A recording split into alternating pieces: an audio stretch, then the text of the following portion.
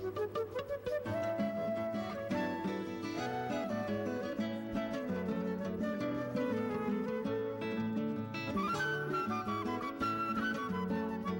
Memória, com Durango Duarte.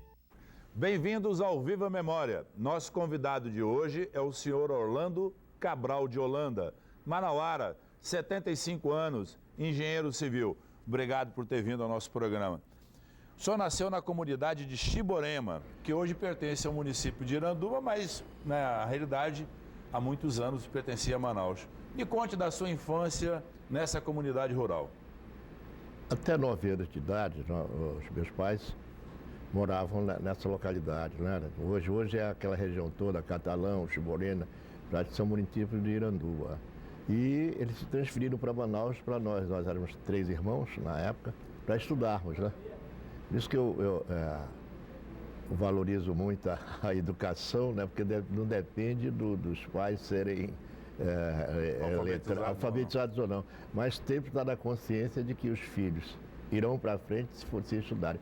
Isso ocorreu com a gente, né? Nos transferimos para Manaus na época de final de guerra, né? Final da guerra, havia muitas dificuldades em Manaus, né? Em Manaus e no interior, né? Porque a cidade, além de passar pela crise da borracha, né? Passou por essa crise do pós-guerra, com navios afundados no litoral brasileiro, e praticamente Manaus dependia de alimentos de todos vindos do sul, né? Sul.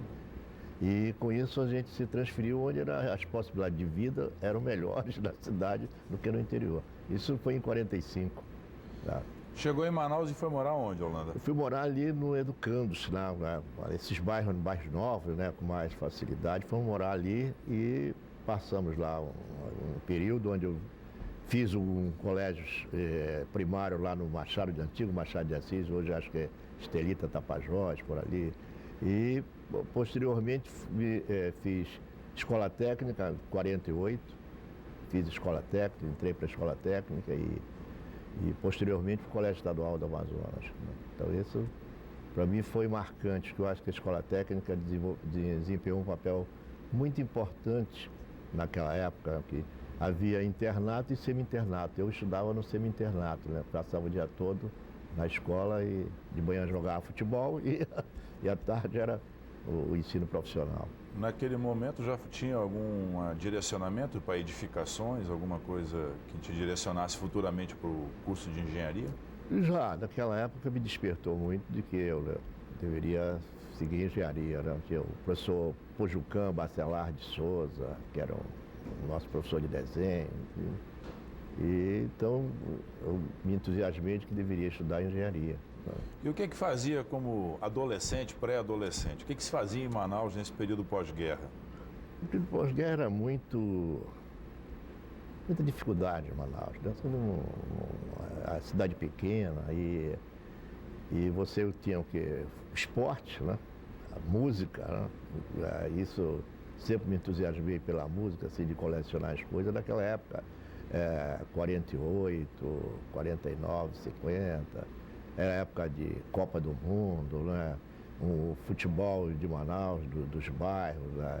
Os clubes ainda tinham um desenvolvimento nacional, Rio Negro, então isso me entusiasmava muito o que se fazia. E a escola técnica era um celeiro de craques, porque de manhã, de 7 horas, você treinava, jogava futebol, né? Mesmo garoto. E a escola técnica tinha semi-internato, eu acho que alunos vindo de todas as partes do Amazonas, tanto que eu tive colegas de Benjamin Constant, de Parintins, de Itacoatiara, o pessoal vinha para o semi-internato, na escola técnica. Você virou nacionalino, pelo visto, né? Eu joguei no Nacional, né? Em 54 joguei umas partidas pelo aspirante do Nacional naquela época. Então. E onde eram os jogos? Joga no Parque Amazonense, que era para nós, naquela época ainda existia o bonde, né? Eu cansei de ir de bonde, era o bonde do circular que passava ali no Parque Amazonense. Então, e música, né? Era época de. Ouvia muito rádio, então? Ouvia muito rádio, época do Rádio Nacional, né? E aqui, naquela época, havia os grandes apresentações através na Maloca dos Barés e a Festa da Mocidade, uma da Difusora e outra da Rádio Baré. Né? Então, isso ocorria que horas, que dia, esses eventos das rádios? Esses eventos desses parques eram principalmente nos finais de semana, né? As apresentações. Então isso aí era a época de ouro do rádio, naquela época de Nelson Gonçalves, Francisco Alves, as Irmãs Batista. Né? E local você tinha grandes cantores, né? Tipo Roque de Souza, que era um cantor e muitos desses, né, que eram valores locais e que eram muito bons. Por que saiu da escola técnica e foi para o estadual, né? Que a escola técnica, ela tinha até são 4 séries mais, mestria, mas ela era voltada para o ensino profissional, né? E eu, se seguisse, não teria condições de fazer o vestibular para a faculdade. Né? Então, quando foi naquele período de 54, eu já estava no segundo, aí me transferi para o Paraná para fazer o terceiro colegial no Paraná e fazer vestibular na faculdade do Paraná. E por que escolheu o Paraná? Porque o Paraná era onde você conseguia sobreviver com menos mesada. O Rio de Janeiro e São Paulo era só para quem tivesse condições de bancar. E eu não tinha essas condições, a família não tinha condições de bancar. E pessoas que já estavam lá e que mais tarde nós fomos grandes amigos e também de Roraima, que era meu amigo, o Amazonas Brasil, que morreu recentemente, e Euclides, que terminou ficando lá, morando no Paraná, fomos para lá. Né? Até o Benedito Lira também passou uma época lá no Paraná, Deodato Leão, Hernani Correia, todo esse pessoal estudou no Paraná. Mais tarde foi muita gente para lá. E o Paraná era um estado promissor, né? O governo construiu faculdades novas, Hospital das Clínicas, os colégios estaduais naquela época era um colégio de referência, né? Então é isso que nos atraiu para lá. Quantos anos você ficou por lá? Eu fiquei 8 anos, né? Fiquei de 55, não, 9 anos, a 64. 64 formei e em 64 voltei para cá já em maio de 64. Aqui eu trabalhei o primeiro emprego que eu tive aqui foi na prefeitura, na época do Josué Pai, né, que era prefeito. Trabalhei 3 meses, mas depois me transferi para a firma Irmãos Prata, que estava construindo a BR-174. Né. A BR-174 ela não passava ali do quilômetro 30, e eu tinha trecho ali que eu trabalhei como engenheiro de campo. Trabalhei de outubro até dezembro. Quando foi janeiro de 65, eu me transferi para o Departamento de Estrada de Rodagem.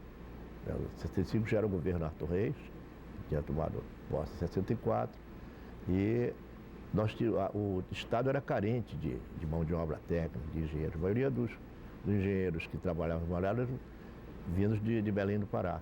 Né? E eu fui para o Departamento de Estrada de Rodagem. Me conta um pouco sobre essa pequena aventura na BR-174, até o quilômetro 30, dificuldades, como é que era maquinários, equipamentos, de onde vinha toda essa logística para a construção da estrada? A BR-174 era um sonho antigo, né?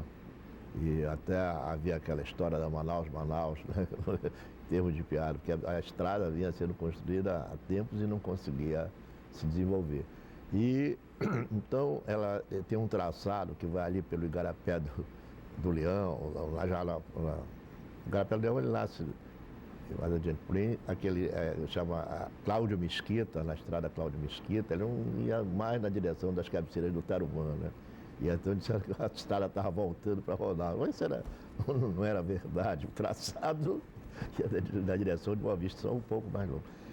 Então, naquela época, havia dificuldades. Para você ter uma ideia, a única estrada pavimentada e de grande extensão era Rio-São Paulo. Eu andei na Rio-São Paulo ainda com pista simples, só mais tarde que ela foi duplicada. Poucas estradas eram pavimentadas no Brasil. Então não havia uma prioridade de você fazer a BR-174, a antiga BR-317, tá certo? Então as dificuldades eram grandes, verbas pequenas, as empresas tinham dificuldades, porque sempre houve dificuldade de fazer estrada no Amazonas, né? Não é de agora, né? Não é só BR-319, todas as estradas com dificuldades de serem construídas, porque o período ótimo para o trabalho é o verão, que dura 4 meses. Se você tem 4 meses, o resto dos meses são empecilhos para o desenvolvimento. Tá certo? Então isso dificultou. Quer dizer, como você tem Roraima acima do Equador, eles trabalhavam, essa firma que eu trabalhei, ela trabalhava na época até outubro aqui. Outubro eu transferi o equipamento para Boa Vista e trabalhava tocando no trecho de lá. E essas dificuldades. Agora, e havia também as reformas que ocorreram em 1967, com a criação do Ministério dos Transportes. O plano de viação, ele dizia que você não podia haver superposição de programas, assim, de estrada. Havia uma estrada com uma numeração até a Santo Antônio da Bonari, que era da responsabilidade do Estado, né? E coincidentemente com a BR-174. O Plano Nacional de Viação acabou com isso, e mesmo a BR-319 tinha uma outra nomenclatura como estrada estadual, mas era uma estrada federal. E essas dificuldades foram superadas só após a entrada dos batalhões, né, de engenharia do Exército, conseguiram superar essa coisa toda de recursos. Por quê? Porque grandes firmas de terraplenagem da época, eles não conseguiam tocar as obras no Estado, devido a essas dificuldades de orçamento, né? Você não pode fazer um orçamento para trabalhar só 4 meses durante o ano, e os 8 meses, como você sustenta o pessoal, como você tem o custo de equipamento, de investimento dos equipamentos. Então sempre foi uma dificuldade. Tá? E eu acho que com a experiência local da antiga Comissão de Estrada e Rodagem do Amazonas, que depois foi Departamento de Estrada e Rodagem do Amazonas, nós chegamos a uma realidade em relação aos custos, né? Porque ainda havia como você contratar a iniciativa privada ou como você fazer com a administração direta, né? Tu consegue lembrar de alguma construtora ou das construtoras privadas que faziam as pequenas obras da cidade, seja de reparo, os primeiros prédios comerciais? Quem eram os engenheiros quando você chegou em Manaus em 64? Olha, as referências da engenharia amazonense. Olha, referência nós temos o professor Vilar Câmara, né? O doutor Gerson Scrobot, pai da Flávia, né? Que ele por sinal, estudou no Paraná, era do Paranaense, né? Veio para Manaus. A ponte de acesso ao São Jorge, ele é o engenheiro responsável. Foi muito tempo uma referência, ele que ele é um dos mais antigos e conhecia a estrada, mas eram poucos engenheiros, né? Naquela época, né? Tivemos o Mocárzio lá de Belém, que foi diretor do Departamento de Rodagem, eles eram engenheiros daquela época, né? E o Walter Troncoso, todos eram poucos engenheiros. Florencio Batista, né, irmão do doutor Djalma, né, que foi engenheiro na época. Né? E a Faculdade de Engenharia do Amazonas? Faculdade de Engenharia do Amazonas.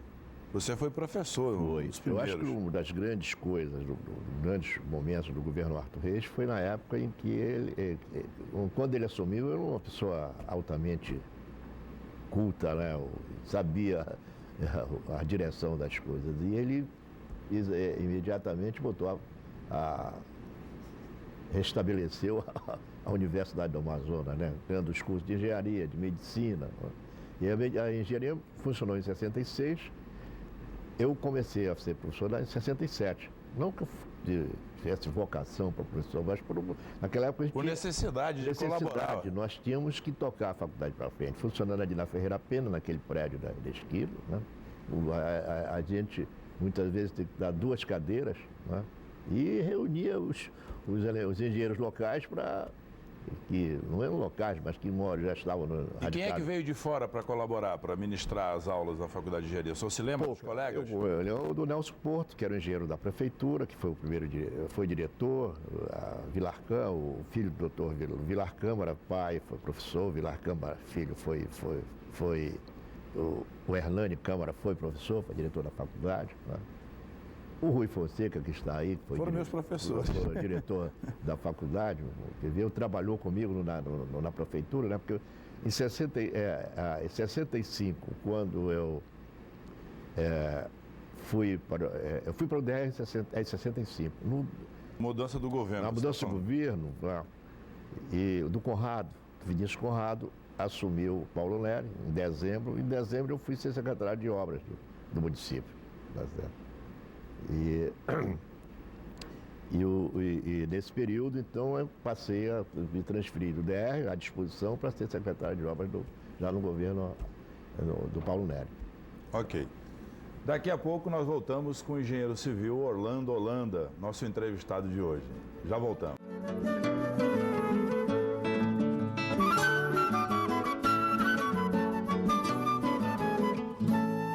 O Morada do Sol.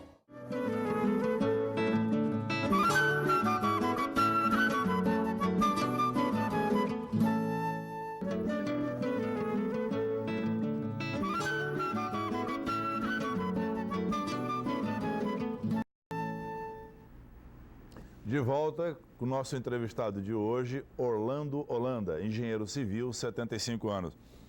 Orlando, neste período da década de 60, vem o advento da Zona Franca, vem uma série de construções novas na cidade. Me descreva um pouco da tua experiência, do que você observou, do que foi, o que a engenharia civil, as grandes realizações que se pensavam para a cidade naquela época foram feitas, como foram feitas, se ocorreu o planejamento ou não ocorreu o planejamento, os novos bairros da cidade, o planejamento da ocupação desses espaços urbanos. Me descreva um pouco dessa tua lembrança aí, desse período. Eu gostaria de me referir coisas que aconteceram no país e que tiveram reflexo em todos os estados e o Amazonas como um todo. O nosso sistema principal de vias são em rios, né? Nós temos 23 mil quilômetros de vias navegáveis, né? E quando foi criado o Fundo Rodoviário Nacional, em 45, ele contemplou as rodovias. Por isso as rodovias tiveram um desenvolvimento, foram criados departamentos de estrada de rodagem em todos os estados, né? Aqui, inicialmente, a Comissão de Estrada de Rodagem, posteriormente, o Departamento de Estrada de Rodagem, né? Que era o órgão, naquela época, 65, que dispunha de mais recursos para investimentos. Ele tinha uma aplicação definida em relação a aplicar em rodovias, né? Mas o estado do Amazonas é um dos estados que tem a menor malha rodoviária do Brasil. Perde para Roraima, perde para o Acre, né? E, então, havia dificuldades do próprio departamento aplicar os seus recursos e a posterior prestação de contas. Então, você tinha o quê? Manaus-Tacatiara, isso em 65, né? Não interligado. Havia um trecho construído até o Rio Preto e outro trecho de Itacoatiara para cá, até o Rio Urubu, né? E, então... Aos mais novos que não sabem, depois fazia a passagem por duas balsas. Por duas balsas. Então, o departamento ele teve uma função muito importante em relação à consolidação da cidade. Porque plano de vias você tinha deixado pelo Eduardo Ribeiro, que ele atingia até... Você tinha uma cachoeirinha, aquele traçado xadrez, aí até o limite ia a Adrianópolis, tá certo? Então Vila Municipal e... você parava ali, né? E você tinha os acessos já, ainda os lugares mais longe, que eram a Flores, né? Você tinha era o acesso à M010 e o acesso à BR-174, hoje BR-174. Então, através de convênios com a prefeitura também dispunha de pouco recurso, foram feitas, abertas as vias da cidade, né? A Ramos Ferreira. Desse Ramos Ferreira e outras vias, a São Raimundo, acesso ao São Raimundo. Então, o plano rodoviário, ele tinha São Jorge, Tarumã, Ponta Negra, que possibilitava o departamento fazer aquele circuito de todo, ligando São Jorge ao Tarumã, a Ponta Negra, né? Então, os recursos eram aplicados nessas vias. Plano diretor, desde 67 havia esboço de plano, mas só veio se consolidar em 73, que realmente foi contratado. A administração do Frank Lebrun Lima. O Frank, quando deixou a prefeitura, já deixou o plano pronto para ser aprovado na Assembleia. E no período que eu fui secretário, nós tínhamos um plano rodoviário municipal. O Departamento Rodoviário Municipal, ele gozava também desse privilégio de ter uma pequena parcela do Fundo Rodoviário Nacional. Então, nós tínhamos um plano para aplicar esse recurso, onde nós construímos a rodovia do Contorno, que hoje é Rodrigo Otávio, né? Deixamos enquadrado nesse programa a ponte do Educandos, né? A ponte sobre o Garapé de São Raimundo, né? E fizemos todo um esboço que mais tarde isso passou a fazer parte do plano rodoviário, ou do plano diretor da cidade, né, em 73, aprovado em 75. Então, essas obras, esses programas foram fundamentais para a expansão da cidade. A própria duplicação da Avenida Costa e Silva, né, que era Silves, né? Exatamente. E com a ligação com o aeroporto antigo, né? E a construção da Avenida Castelo Branco, o que a gente tinha ideia naquela época era fazer um circuito, né, de interligações. Você pode ver Castelo Branco, interligando com o Educando, interligando ali com o Boulevard, que deveria ser prolongado e conectar com a Castelo Branco, mas o Contorno conectando com o antigo V8, né, que hoje é Efigênio Salles, e mais tarde, já passados uns 20 anos, houve o prolongamento da via ali perto daquele clube do Sírio-Libanês, né, aquelas desapropriações, e foi uma obra muito boa que possibilitou em termos das leste-oeste, você ter mais facilidade de tráfego, né? Então, essas coisas foram muito importantes em termos da cidade, você definir, né? Uma pena que não tenha continuado essas linearizações, né? A própria Estrada do Aleixo fazia parte do plano rodoviário estadual, né? A Estrada do Aleixo ela foi toda construída pelo Departamento de Rodagem, posteriormente, já no período do governo do Arthur, junto com o Estado, fizemos o projeto da duplicação e que foi construído posteriormente. Essas obras elas definiram praticamente o que é a Manaus de hoje. Outra que nós projetamos no Departamento de Estrada de Rodagem, em 73, que foi a Grande Circular. A Grande Circular, o traçado era para interligar a BR-174 com o porto lá do Ceasa, né? E essa ligação deverá, já hoje existe, né?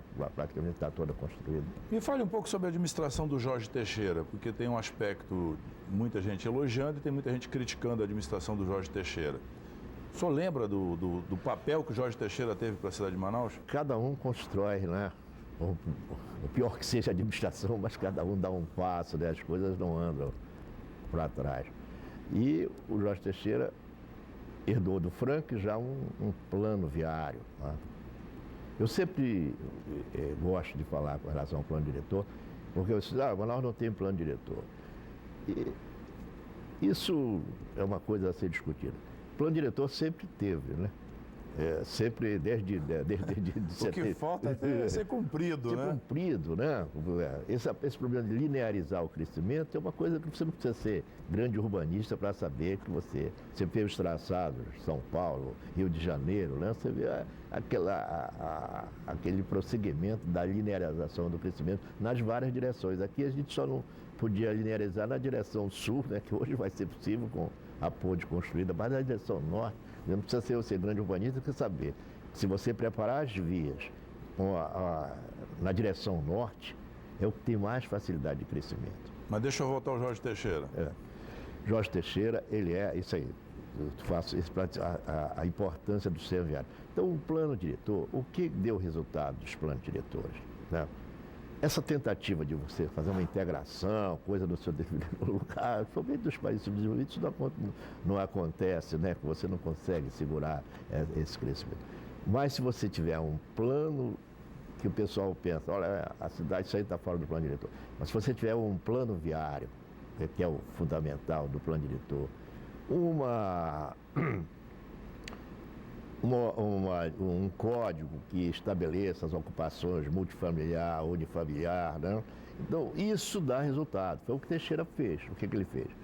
Ele pegou o plano, tinha, se chamava na época as Norte-Sul, as Leste-Oeste, e ele consolidou pelo menos a Djalma Batista.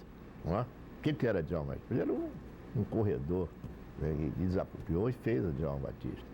As pontes também, a ponte terminou a ponte de Educanjo, né? Acho que já estava sendo construída, mas não estava concluída.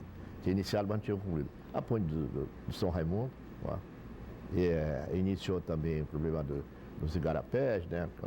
Tá certo? Ele o Teixeira era um cara muito vibrante, muito atuante e conseguiu recursos. E do governo federal que pôde investir nessas obras. Tá certo? A prefeitura era tão carente de recursos que a prefeitura não cuidava de educação, saúde. Então, por que nós conseguimos fazer alguns investimentos em vias? Porque o dinheiro era para aquela... Canalizado basicamente para essa área. O Teixeira começou, né? Por que a questão do saneamento em Manaus sempre é uma questão colocada de segundo plano, ou pela falta de recurso, ou pela falta de visão estratégica das obras de engenharia não contemplar a questão do saneamento?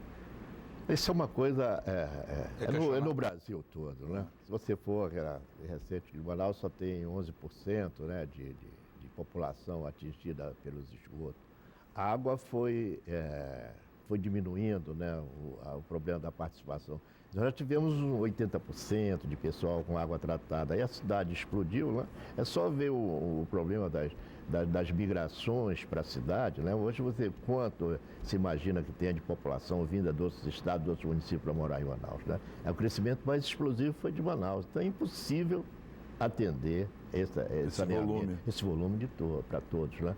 E uma das causas era Manaus Improved, né, que era a concessionária dos esgotos na época do Eduardo Ribeiro, né, no início do século, e que houve uma revolta popular para pagar. Seus problemas são antigos, são seculares e nunca foram resolvidos, né? Então, se você não tiver essas direções de crescimento, para ter que as novas contingentes tomem conta ou invadem essa coisa, você nunca vai resolver o problema. Não é? Orlando, me fala um pouco do Distrito Industrial, as novas vias, porque houve todo um projeto desenvolvido por ali, e depois do campus universitário lá na estrada do Aleixo. O que era a nossa concepção, na época de você... E era a época propícia, né, para você expandir a cidade, né, você dar esse salto de que era aqui o traçado que ia até e você tem um outro traçado. Isso era uma desses projetos era a via do contorno, certo? Do contorno, o prosseguimento do Aleixo, né? E terminar Tarumã, São Jorge, Tarumã, Ponta Negra, que inauguramos em 71, totalmente pavimentada. Então essas vias todas, elas tratariam de uma descompressão de Manaus. E as coisas são sempre demoradas para nós, né? Nós do Estado, né? Sempre fomos... E esse distrito industrial, apesar de estar criado aquela coisa que ia fazer, mas até 73 você não tinha fábricas implantadas, tinha uma ali, perto porque não havia distrito. Então, com o coronel Floriano Pacheco, o general Kleber, então nós participamos com outros engenheiros de uma comissão que escolheria a localidade. E a localidade foi aquela, né?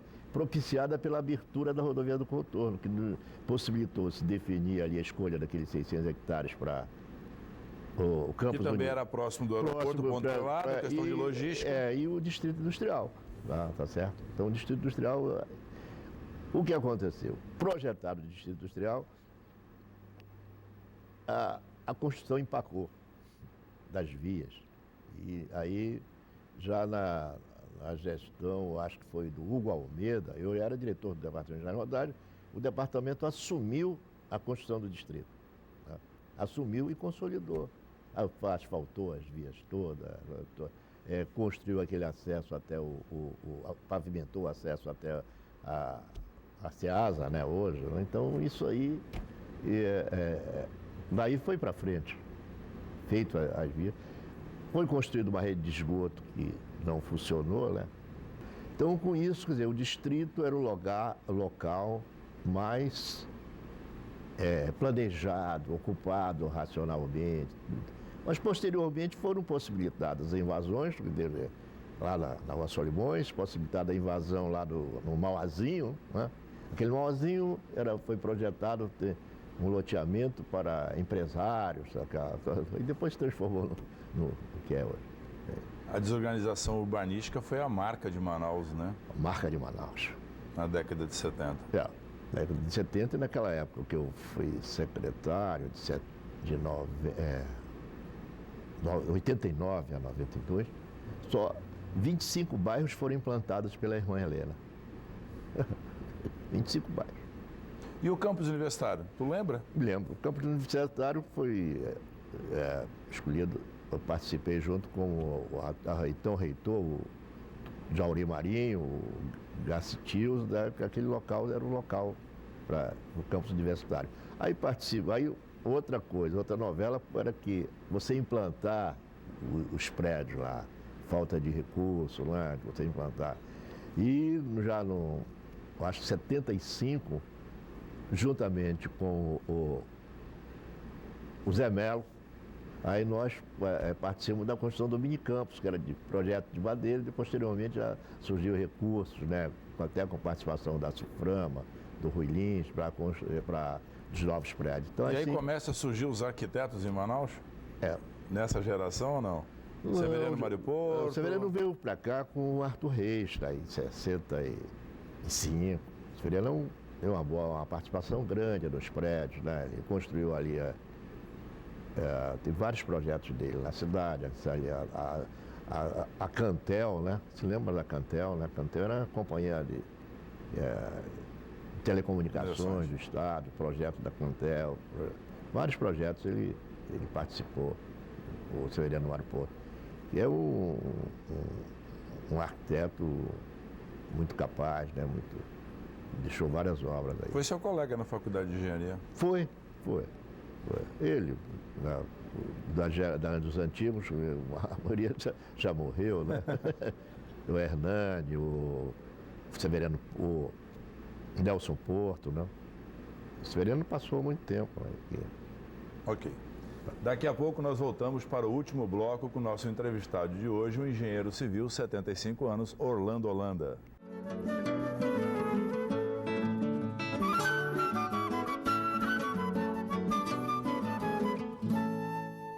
Anos.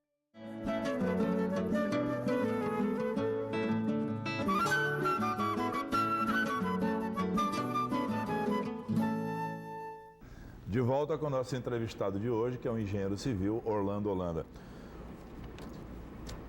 Conjunto residenciais em Manaus. Eu sei que você também teve uma participação em algum deles, participou. E a classe média de Manaus, da década de 70 e 80, foi morar nesses conjuntos. Geralmente uma área não muito grande e se fazia um projeto urbanístico, multifamiliar. E conte desses conjuntos, o que você observou, o que você ajudou a construir na cidade de Manaus. O problema habitacional é um problema antigo, né? Um problema que todos os governos sempre procuraram equacionar, mas nunca resolvido, porque depende da capacidade financeira, do desenvolvimento do país, né? E nós tivemos, em várias ocasiões, governos incentivando a construção. E no período de 64, não sei se se lembra, foi a criação do BNH, que deu um impulso muito grande na construção em todo o Brasil, né? O BNH ele procurava contemplar não só a parte habitacional, como também o saneamento, tá? Criação do Planasa, de todos esses programas que, com recursos do FGTS, financiavam sistema de água, sistema de esgoto, né? E o sistema habitacional. E em Manaus não foi diferente das outras localidades, né? Manaus, os primeiros conjuntos habitacionais, a criação da Coab, um dos presidentes da Coab foi o meu ex-sócio, César Oiticica, arquiteto, que teve uma participação também boa na cidade. E os primeiros conjuntos foi o conjunto da Raiz, né? Depois era com a Companhia Habitação, com a Band Flores. Com a Band Flores. Com a Band Flores. Depois o Parque 10, já foi na outra gestão, já ficou na gestão do Dr. Danilo Areosa, né? Depois que do governo Arthur Reis. E esses conjuntos todos tiveram uma grande influência em relação à própria expansão da cidade. O que mais provocou transformações foi a Cidade Nova, no período lindoso. Há muitas críticas com relação a você até tem coisas escritas, Manaus foi dando um salto, em vez de concentrar, ela pulou para cá. Mas essas construções foi que salvaram a cidade. Você vê toda na própria Cidade Nova, que ela tem um traçado, né? Se você comparar a Cidade Nova com ali, aquela invasão do Piorini, do Campos Salles, que tem ruas que você não pode entrar com o transporte coletivo, né? Um dos grandes problemas em relação ao transporte coletivo é essa expansão desordenada. O cara vai pegar um ônibus com um custo elevado numa rua que mal ele consegue trafegar, né? Então, esses conjuntos, o BNH, ele teve uma função importante em relação a ele. E com o BNH, você, ali, esse conjunto Ileia, além Juricaba, todos esses conjuntos na época do BNH. Mas concomitantemente também havia a iniciativa privada fazendo várias construtoras que atuaram com conjuntos para iniciativa privada, financiamento direto. Financiamento da Caixa Econômica e o Banco do Estado do Amazonas também, que teve uma participação muito grande na construção. Ele financiava a construção através de recursos próprios. E o mutuário final era financiado pela Caixa Econômica. Né? Então, vocês vários construtores, conheci outras construtoras que já não existem. Flávio Espírito Santo. Flávio Espírito Santo eram recursos do BNH, né? Com as associações de crédito, Amazon Lar, né? E outras entidades de crédito que operavam no estado tropical, né? Ali o Eldorado, eles tiveram uma grande influência em relação à expansão da cidade. Havia recursos e onde você nota um tipo de urbanização é nesses conjuntos que é um detalhe interessante, porque Manaus às vezes é mais conhecida pelo nome dos conjuntos do que pelo nome do bairro. As pessoas às vezes não dizem o bairro onde moram, mas dizem o conjunto que mora. Conjunto que mora, né? Vários, o Banco do Estado teve uma participação muito grande. Né? Aquele Augusto Montenegro, a Ileia, né? Todos esses conjuntos foram recursos do banco, financiados pelo banco. Então, o mais preponderante foi a Cidade Nova. A Cidade Nova se salvou toda aquela área. Essa crítica diz, olha, a cidade foi dando pulo. Eu acho que essa concentração ela não é benéfica para o nosso clima, né? Você liberar onde era unifamiliar, para você fazer prédio de verticalizar a cidade. Olha, com relação ao saneamento, hoje você é mais fácil você fazer saneamento de uma comunidade de 5 mil habitantes do que fazer os grandes emissários para estações de tratamento, que são caríssimas para toda a cidade, não é? Tá certo? E essa coisa toda. E a antiga Cosama teve um papel muito bom em relação, né? Depois que era o antigo departamento de água e esgoto, que não atendia a população, a Cosama ela chegou a fazer novas captações, novas redes de água, né? Então até um tempo ela conseguiu funcionar bem. Tá? Não sei se você teve participação do CREA e do sindicato, ou das associações de engenheiros, de arquitetos. Como é que foi o movimento de organização dos engenheiros no Amazonas? Quando você... eu acho a diversidade umas coisas espetaculares, né? O que você cria, né? Todo aquele pessoal que não tinha condições de estudar fora, né? Ou que não se aventurava, tipo, aí estudar fora, você vê com as universidades locais, com a UEA, com tudo, por mais dificuldades que elas tenham, por mais deficiências que tenham, mas foi um grande provedor da mão de obra local. Você tem hoje colegas nossos aí saindo com grandes construtoras, tipo Valderney, na capital, Zé Nasser, né? Todos advindos das primeiras turmas da faculdade. Então, esse pessoal aí sentiu a necessidade de ter um sindicato. Primeiro o sindicato, depois foi criado o CREA, né? E ainda existe até hoje a Associação dos Engenheiros. Né? E isso foi de uma grande repercussão, de uma grande importância para todos os profissionais. Né? Antigamente, para trabalhar aqui, você ia se registrar em Belém, como é o meu caso. Eu me registrei em Belém. Você não tinha CREA no local. Hoje você tem um CREA desenvolvido que atende Amazonas e Roraima, né? Todos esses eventos que surgiram da década de 60 para cá, né? Uma coisa muito positiva. Né? E a gente sai, né, de uma cidade que renda per capita era ínfima para uma das maiores rendas per capita que tem no Brasil, né, em termos de cidade. Orlando, deixa eu fazer uma pergunta que sempre participa da polêmica da cidade. Por que Manaus tem tanto buraco nas vias? Eu não vou falar tecnicamente, até porque só passei como estudante de engenharia, mas quais são as razões para que Manaus tenha sempre problemas na área de pavimentação? Uma das coisas que por ter sido de lá e que eu critico, é que nós, quando se acabou o Departamento de Estrada de Rodagem, que era um órgão específico, tudo bem, a Constituição de 88 desvinculou essa parte toda, né, passa a existir o fundo, mas não com aquelas características que havia até 88.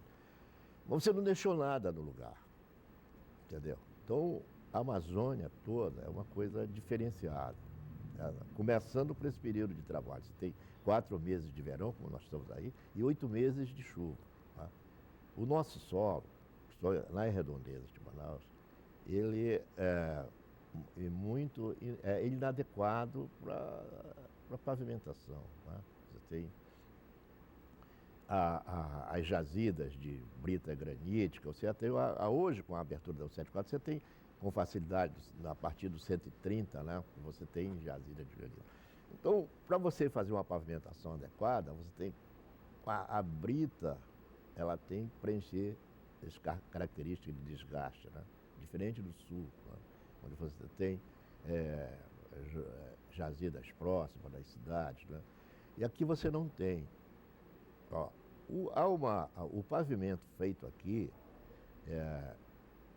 ele é de uma criatividade muito grande e se deve ainda, eu acho, naquele período, eu não morava em Manaus, mas em 60, 61, quando começaram as primeiras pavimentações em Manaus, havia um engenheiro chamado Washington Brito, eu cheguei a conhecê-lo lá em 70.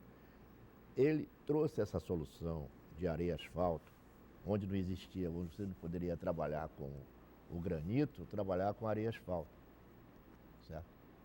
E a base de solo estabilizado. O que é a base de solo estabilizado? É um solo laterítico, né?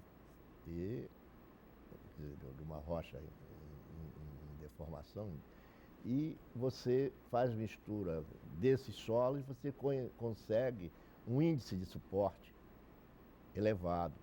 Mas o areia asfalto ele tem um desgaste de 1 centímetro por ano, as vias mais movimentadas. Então,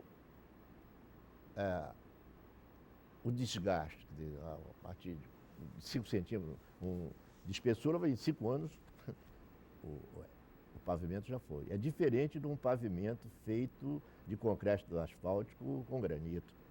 E o pavimento de areia asfalto é o mais barato para nós. Se nós temos um grande problema na cidade. o problema da intensidade das chuvas e, no verão, a poeira nas ruas não pavimentadas. Então, você pavimentar as ruas é uma necessidade tão grande como você ter água, luz, não é? Você ter a rua pavimentada. O outro problema é que, por essa expansão devido à necessidade de nós termos as ruas pelo menos tratadas, você hoje uma estimativa que na época que eu trabalhei com o Arthur, já tinha 2.000 quilômetros de vias pavimentadas. Hoje você deve ter uns 6.000. A reivindicação dessas comunidades é o asfalto, é o buraco. Por quê? É a primeira coisa que primeira se coisa. faz. Por quê? Porque elas não conseguem sair de casa, né, no inverno. E aí é um asfalto que se faz com uma velocidade ou uma qualidade pouco inferior. Exatamente, a qualidade inferior. O problema de base não é Trabalhado trabalho, corretamente. não, então o suporte que deveria ser de acordo com as normas, em termos de 60, ele baixa para 20 e joga a imprimação e joga a capa, é aquilo. Então, se for somar o que já se gastou em asfalto em Manaus, já daria E você não tem. para pavimentar 10 vezes e a outra cidade. coisa, com essa intensidade de chuva, você tem que ter drenagem. Né? Tem muitos conjuntos que são asfaltados. Não tem drenagem Não tem drenagem nenhuma, não acaba. Holanda, por que Manaus não tem calçada? É outra coisa, né? Por que outra que coisa. se construiu uma cidade sem calçada? É. Uma das coisas, mas lá no centro tem calçada. Ah, sim, mas aí é um outro período histórico. Quando eu fui diretor, eu trabalhei lá, nós alargamos a Recife e fizemos calçada, alargamos a Constantino e fizemos calçada. O problema é de custos. Você tem uma cidade acidentada, né? Cortada de igarapés, né? Então a reivindicação da abertura de ruas, para economizar na movimentação Aí faz de um télio, pequeno faz acostamento. 7 metros ali e não deixa a largura da calçada. É uma coisa Mas não é muito inaceitável. inteligente, porque Não, agora não. vamos ter que fazer todas as cidades, todas as principais avenidas de Manaus, obrigatoriamente nos Tem que próximos fazer 20 calçada. anos, terão que ser duplicadas. A Estrada dos Franceses. É inevitável, terá que ser duplicada em algum período da história. Período da história. Vai ter que fazer. E vamos ter que pagar o dobrado, né? Valor, exatamente. É isso tudo. É por questão de economia. Não faz, não aumenta a largura da plataforma, é um desrespeito isso. Né? E o pessoal acha aquilo bom. E andam no meio andam pela rua. Pela rua. Não tem calçada. Quer dizer, e nas cidades, o maior deslocamento das pessoas é a pé. Em Manaus, o cara não pode se deslocar nem a pé sob o risco de ser atropelado. Drenagem de igarapés. A drenagem de igarapés é uma obra Esgoto, boa. me fale um pouco dessa... A drenagem de igarapés, eu acho que esse projeto do Prosamin é um projeto bom, né? Tem muita gente que critica o Prosamin. Você defende o Prosamin? Porque o pessoal diz que tem problema, mal calculado, mal dimensionado do ponto de vista do esgoto. O que eles queriam antes? Manaus, hoje, o que a gente... Você tem o quê? Uns 250 quilômetros de igarapés. Igarapés que precisam ser tratados. Né? Antigamente, naquela época, 90, eram 165 quilômetros, né, de vias que deviam, de igarapés ocupados. Né? Agora, o que é? Em 67 havia um decreto, quando o DNOS, o antigo DNOS conseguiu, de que você não podia construir na cota, abaixo da cota 32, né? Devia respeitar a faixa de domínio dos igarapés. Né? Isso nada foi respeitado e o pessoal invadiu. Né?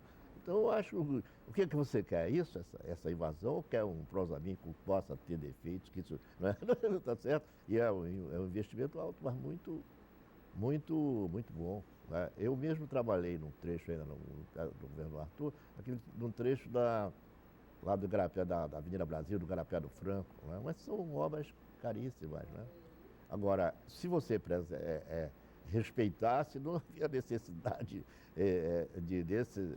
dessas intervenções, né? Se você não construísse nas margens que são alagáveis, né? Não poluísse, não construísse habitações... Seria um sonho, um sonho. Né?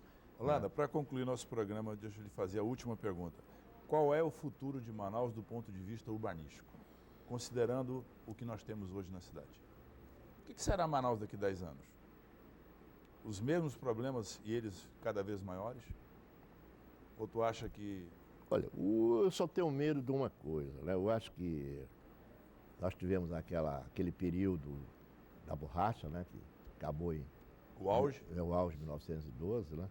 Eu acho que a gente devia consolidar essa infraestrutura com relação ao futuro. Aí está a estrada BR-319, que alguns falam, mas não entendem com relação ao problema, deviam consolidar.